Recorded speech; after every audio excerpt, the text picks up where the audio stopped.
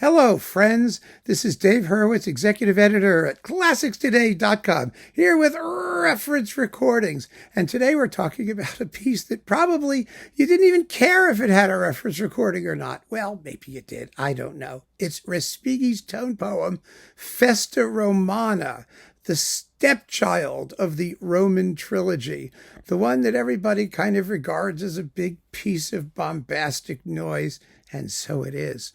It's a marvelous piece of bombastic noise, however, it really is. I mean, gosh, it's huge, it's glittering, it's unbelievably loud, it's kind of silly. Okay, what the hell, you know?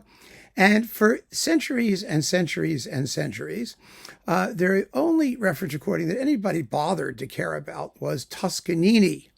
And it's really fair to acknowledge that Toscanini was the reference recording, even though it was in mono. But part of the game here is to figure out if there is a more modern reference, or at least a recording in modern sound that deserves the term reference, because Toscanini's performance is just a smoker. It's thrilling and it's exciting. And actually, his version of all three Respighi tone poems was the reference recording for how those pieces ought to go. And quite frankly, they still sound pretty incredible. They really do. I mean, Toscanini played the thing. He really, really played it. He took it seriously. And that's what you need to do. That's what you need to do with big, loud, trashy pieces of empty, bombastic musical noise. I mean, you need to take them seriously, because what you find when you take them seriously, when you really play them to the hilt, when you do everything you could possibly do with them, is that, well, they really don't always sound like empty, bombastic musical noise. Actually, you find that there's real music there, and there's joy in the virtuosity and the sonic splendor and all of those things. And you don't have to worry about matters of taste. I mean, really, who cares about taste? I mean, what you really mean, no culture that produced, Salome really needs to worry about taste, in my view. I mean, that's just me. I think it's just snobbery, actually, masquerading as taste.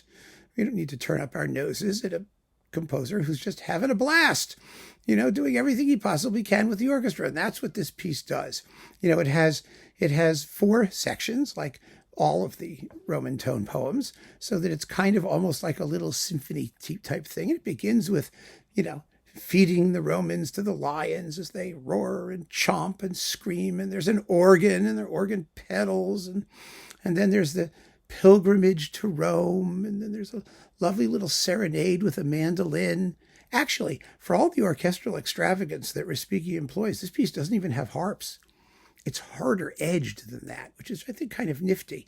So anyway, you've got this little, thing. And then there's a carnival scene at the end with all kinds of tacky tunes and trombone glissandos and drunken orgies and this enormous, crazy climax. It's really quite something. I mean, if you pay attention to it, it's kind of consistently amazing, actually, as a piece of music. And so the modern reference, and I'm not talking about the new reference, but I mean the reference, the one that came out and everyone just said, "Holy crap, the reference has arrived," is Lorin Maazel with the Cleveland Orchestra on Decca. This was the one. And it's actually not surprising when you think about it, because Lorin Maazel was a conductor who was technically one of the best equipped conductors in the business. And the Cleveland Orchestra is technically one of the greatest orchestras ever. I mean, they just have amazing corporate virtuosity, which is available, virtually at all times.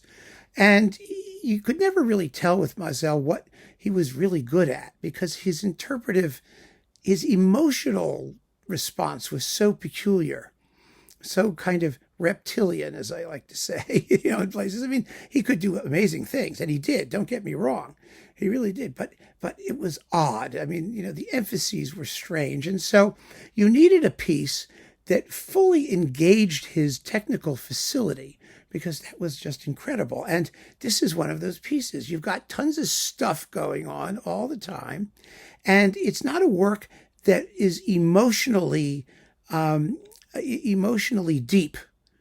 In fact, it isn't deep at all. It's totally superficial. So, I mean, that's what you need. Something that where everything is just on the surface, and playing it as well as is humanly possible is going to realize everything that's in the music. There are no hidden depths in this music. And so Maazel has this amazing orchestra at his disposal, and he's an amazingly proficient conductor, and they just go crazy, realizing everything. I mean, it's a performance that sounds like no other in its sharpness of rhythm and its unbelievable clarity. I mean, in the ability to realize all of the color that's in the score. I mean, people heard this and they just went, wow!